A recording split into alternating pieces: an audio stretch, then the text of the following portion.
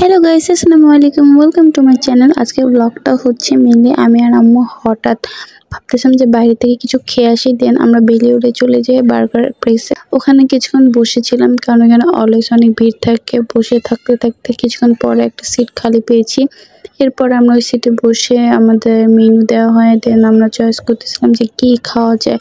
পরে আম্মু একটা সেট মেনু চয়েস করে, আমি আরেকটা সেট মেনু চয়েস করি। এরপর আমরা ওয়েট করতে থাকি কখন খাবার আসবে। আর খাবার আসতে আসতে আমরা কিছুক্ষণ ছবি তুলতে থাকি, সেলফি তুলতে থাকি, যে ওয়েট করতে অনেক টায়ার্ড লাগতেছিল। এরপর আমাদের খাবার খুব তাড়াতাড়ি চলে এসেছে।